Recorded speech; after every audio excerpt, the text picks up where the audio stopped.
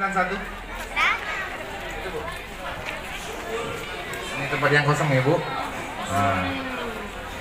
9192 ada.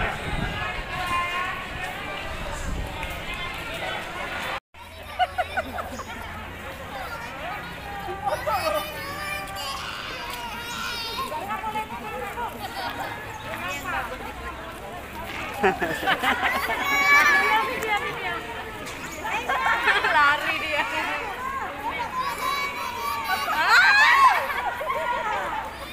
Wajah hitam. Ya anaknya kawan. Anak yang kawati di sana, dia nggak mau juga sama.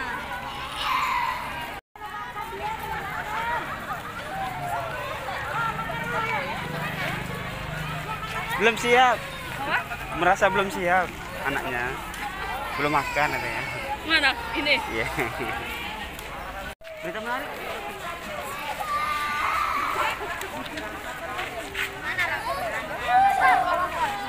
Rasanya kayak digigit belalang. Apa? Kesini, Nak.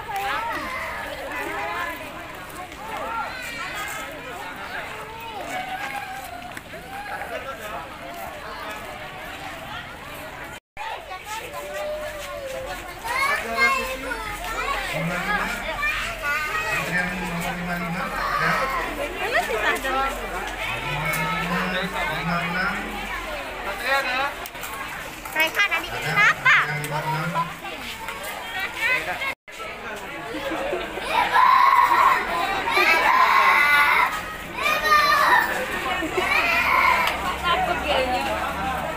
Nanti diwawancara anaknya.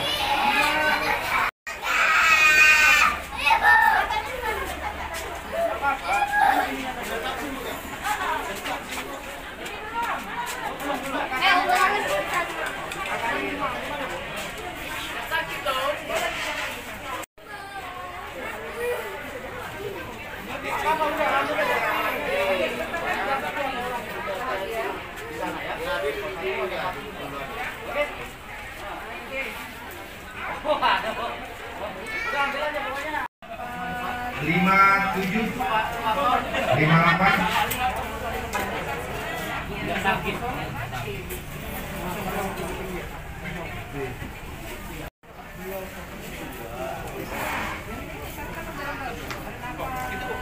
Tempatnya kosong ya, Bu. Pamit dulu.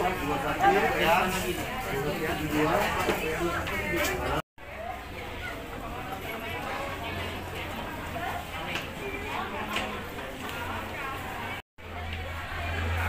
Ada nomor 60.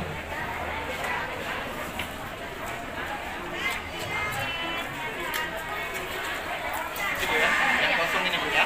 Ada sebelah sana, Bu. Mas, hati-hati.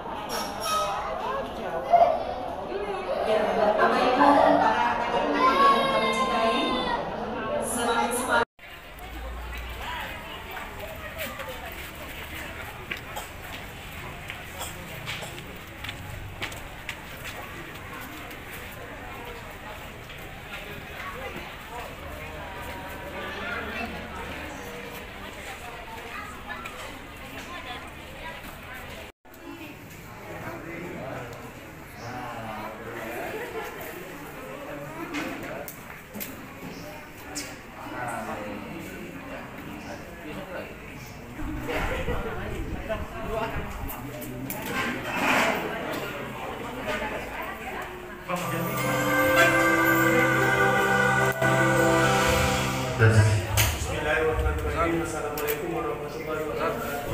Saya Haji Ansar Ahmad, Gubernur Kepulauan Riau, himbau dan mengajak kepada seluruh orang tua yang memiliki anak usia 6 sampai 11 tahun di Provinsi Kepulauan Riau untuk dapat mengikuti program vaksinasi bagi anak yang akan dilaunching pada tanggal 17 Desember 2021.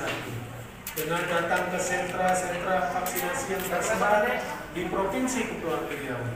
Hal tersebut tentunya menjadi salah satu ikhtiar kita untuk segera bebas dari pandemi COVID-19, membentuk kekebalan kelompok yang mampu mengurangi serta memutus mata rantai penyebaran COVID-19.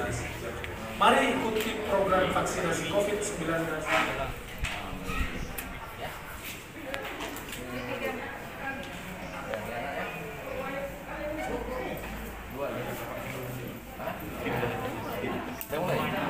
Belum.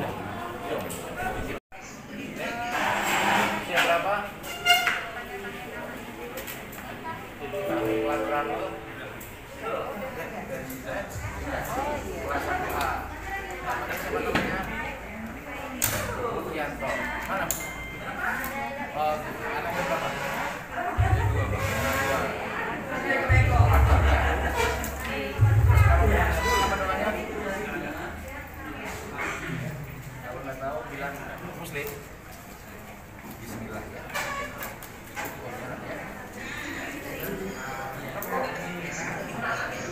Sakit kan? Udah biasa disuntik vaksin dulu ya.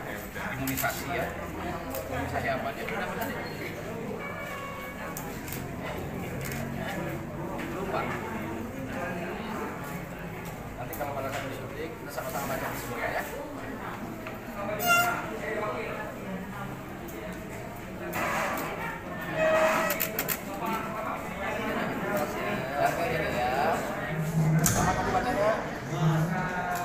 Bismillah. Terasa nggak? Sudah kan? Oh, gitu.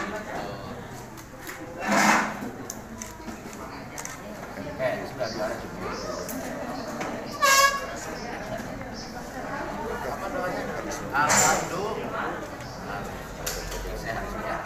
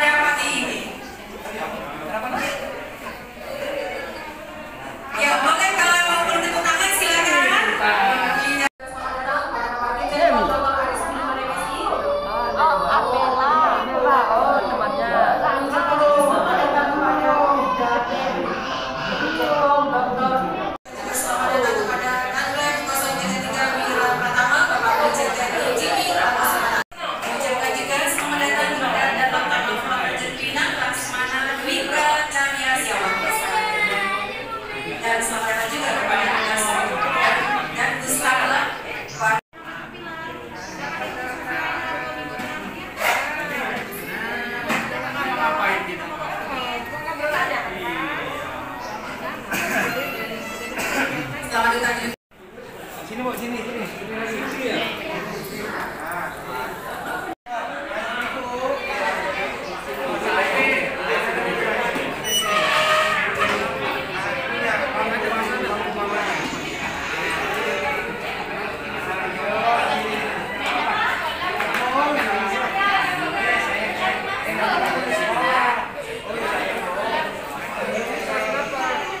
Tengok lihat temennya nih.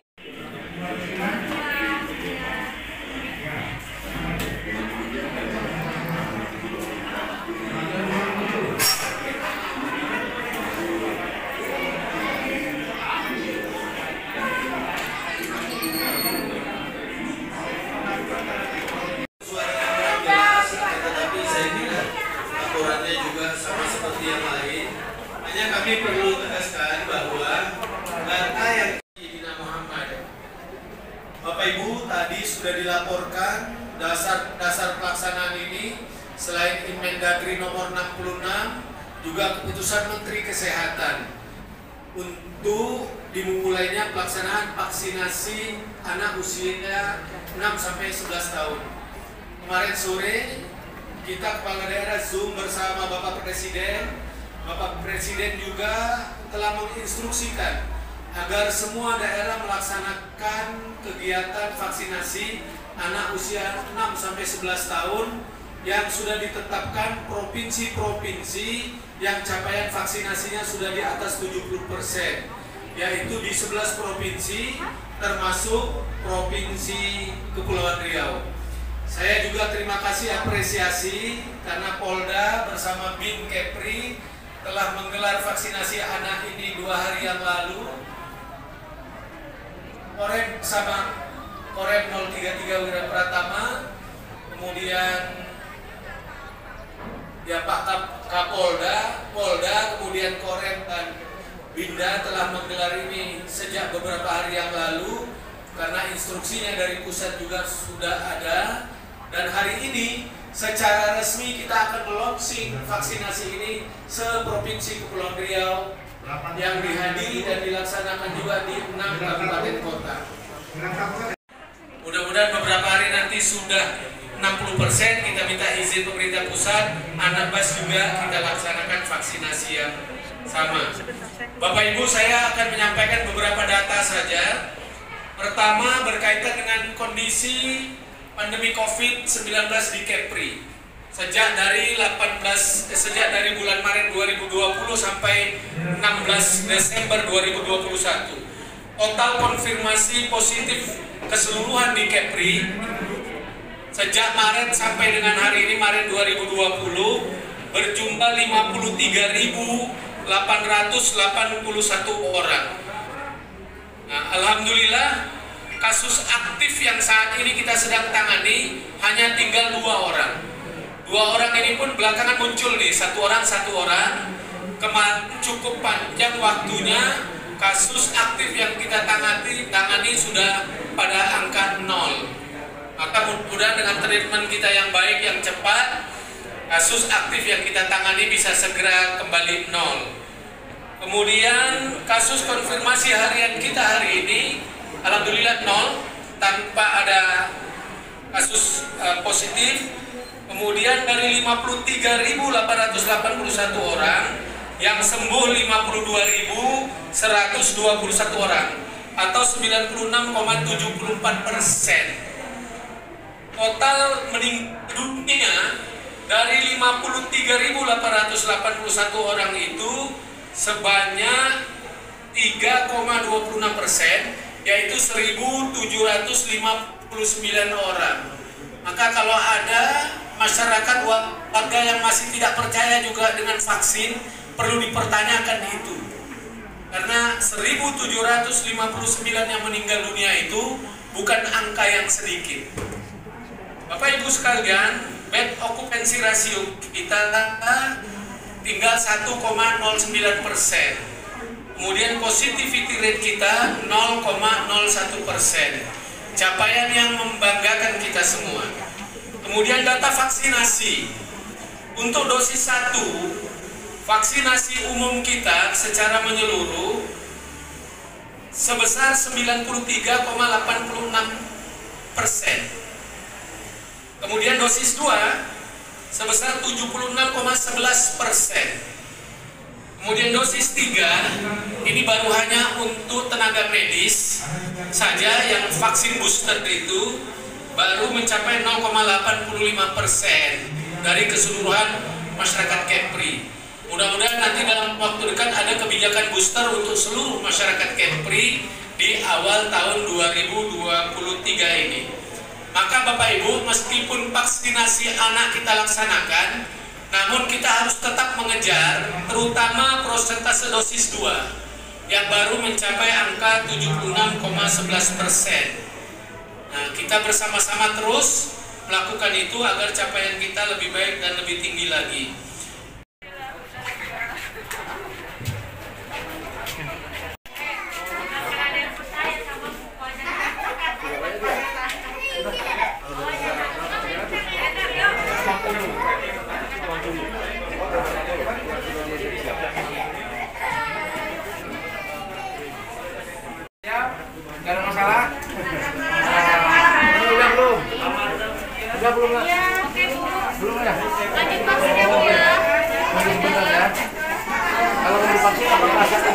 Doanya.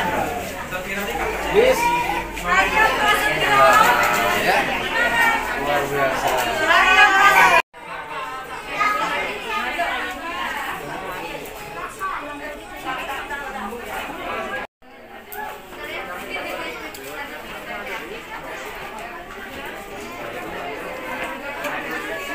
Hari ini Pak.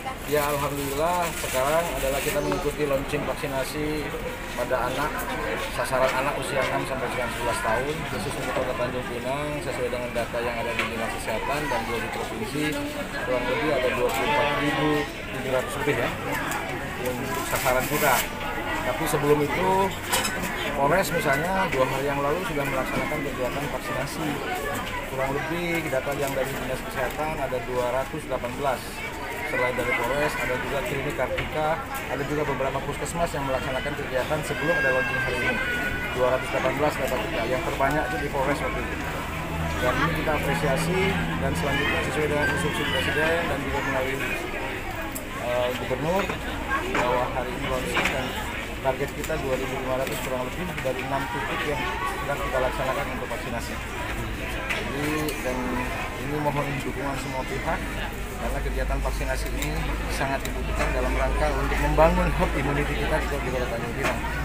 Karena kita tahu ya Bapak Kapolres bahwa saat ini Indonesia sudah kemasukan Omicron. Dengan vaksinasi itulah salah satu upaya pencegahan kita dalam rangka untuk menangkal masuknya virus 19. Ayo kita publikasikan tentang vaksinasi ini agar seluruh orang tua juga peran serta aktif. Karena untuk anak-anaknya agak sulit, perlu ada dampingan dan asuhan dari orang tua. Jadi peran aktif dari orang tua atau pengasuh untuk mengantarkan putra-putrinya ke kegiatan vaksin yang akan dilaksanakan secara periodik di Kota Tanjung Pinang. Ya, jadi dan sekali lagi selain itu juga tetap kita harus jaga protokol kesehatan supaya tetap kita pakai masker, terus cuci tangan dan juga jaga jarak karena memang virus ini masuk dulu ke sistem saluran pernapas. Jadi saya himbau itu dan kami sangat apresiasi kepada seluruh KPD Kota Tanjung Pinang, TNI maupun Polri serta seluruh OPD di Tanjung Pinang dalam rangka pelaksanaan vaksin ini.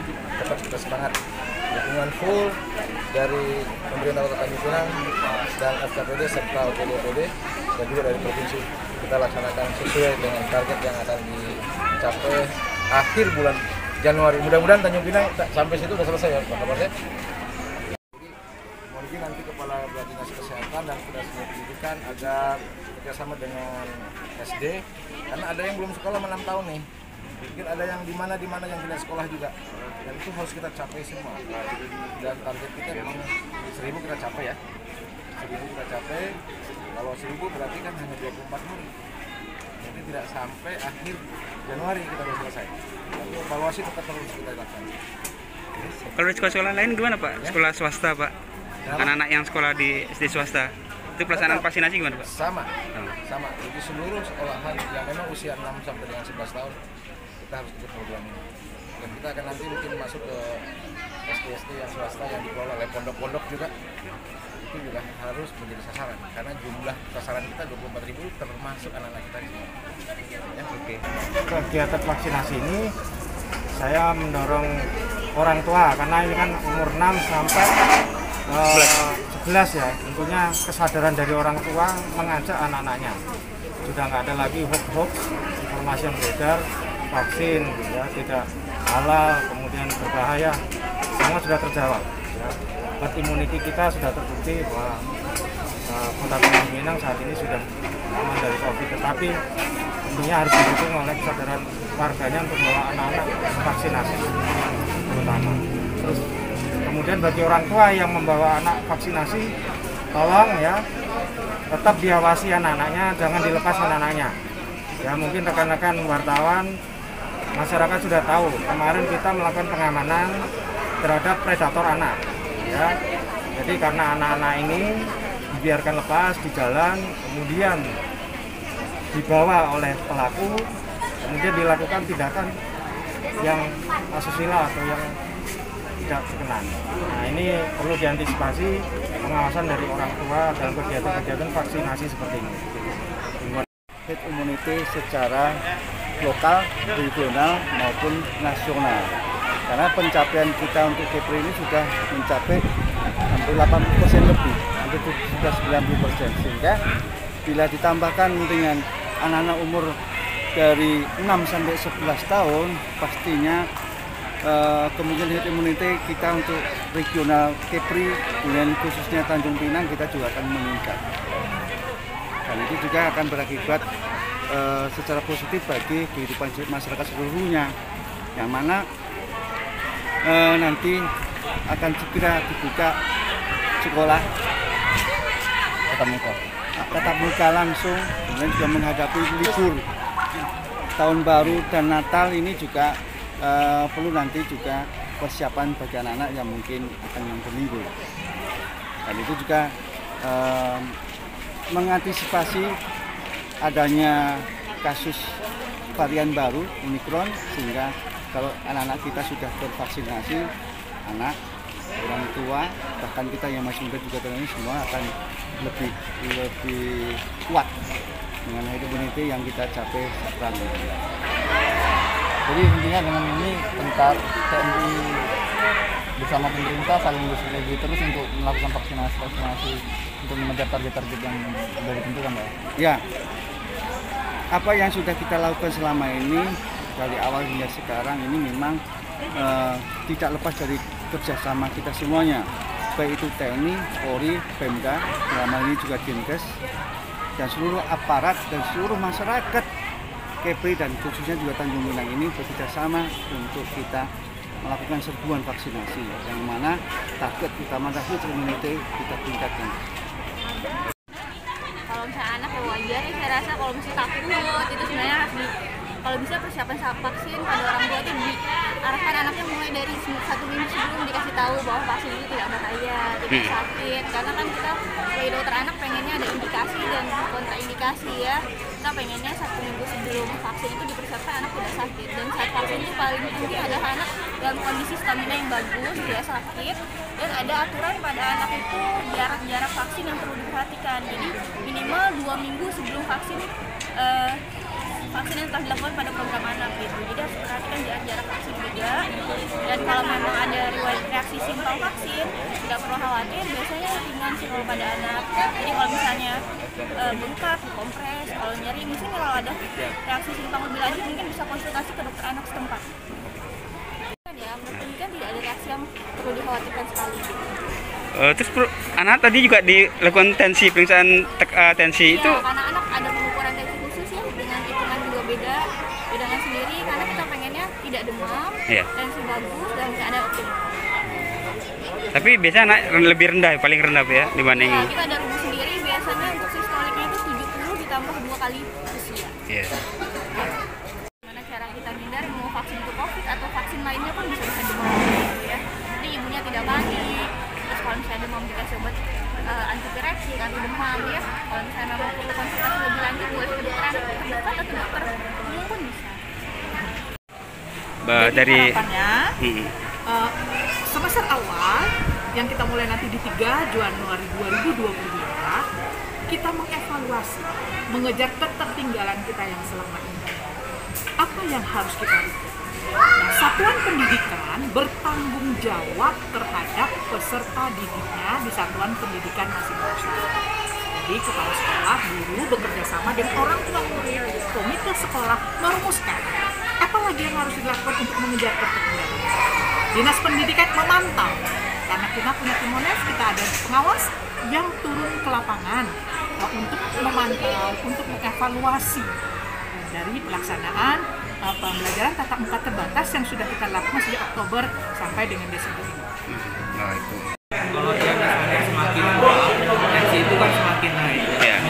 Normalnya kalau orang tua nih umur 50 nih 130, 135 itu bisa kita katakan normal.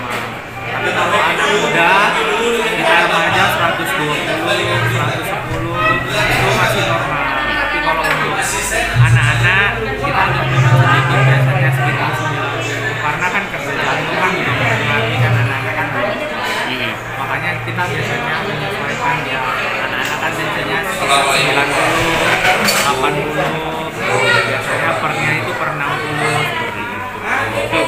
sudah tinggi tuh Pak? Ada ambang batasnya. Kalau ada yang ditemukan tinggi Pak ya tensinya Pak? Ada yang ditemukan lebih dari itu? Kalau anak SMP kemarin ada. Oh. Kalau anak SMP ada. Kalau yang anak SD? Sekarang sih belum ya. Tadi masih dalam batas normal. Biasa gejala apa tuh Pak kalau dia lebih dari itu? Tinggi itu bisa keturunan juga bisa. Nah itu kan perlu pemeriksaan lebih lanjut misalnya jadi dia harus diperiksa semuanya apa yang terjadi kelainannya, itulah nanti yang diobati. Pola hidup pengaruh juga nggak Pak? Pola harian, makan istirahatnya, konsumsi terutama garam ya. Kalau garamnya terlalu banyak tinggi dia. Kurang tidur juga Pak? Kurang tidur juga tinggi ya. Tapi kalau kurang tidur itu lebih berpengaruh ke yang dewasa ya. Dewasa anak ya. Tetap pengaruh ya. Divaksin pasca disuntik itu? Biasanya ada keluhan sih sedikit kayak pusing, mual ada juga kadang-kadang, kemudian biasanya ada demam juga. Ada juga. Cuma tergantung dari anaknya. Daya tahan ya? Iya, daya tahannya. Kemudian aktivitas setelah divaksin biasanya. Seperti kan anak-anak kan kalau kita bilangin nggak bisa lari-lari segala macam, nah itu biasanya mempengaruhi dari vaksinasi ya. Kalau kita kecapean kan pasti dia jadi demam, jadi mual. Oh, itu daya tahan juga kembali ke daya tahan. Iya, balik-balik ke daya tahan. Biasanya cukup istirahat. Biasa anak-anak yang bersiko seperti apa yang belum boleh divaksin? Kenapa? Anak-anak yang bersiko, maksudnya yang mungkin anak-anak yang menderita asma, yang asmanya yang selalu kambuh-kambuh seperti itu, itu biasanya kita pindah. Selain itu, kalau misalnya dia asmanya sudah berobat, nah kemudian dari dokter perawat sudah dibolehkan, kemudian dibolehkan dilakukan vaksinasi, kemudian beberapa minggu nggak ada gejala asma, biasanya kami bolehkan. asma aja Pak, yang lain nggak ada ya? Lagi alergi. Kalau alergi itu kan harus tahu alerginya apa sebenarnya, seberapa parah. Nah, dari orang tuanya sendiri yang harus memperhatikan itu. Kalau kita kan hanya, oh ya alerginya sebatas panas. Kalau memang alerginya hanya gatal sedikit,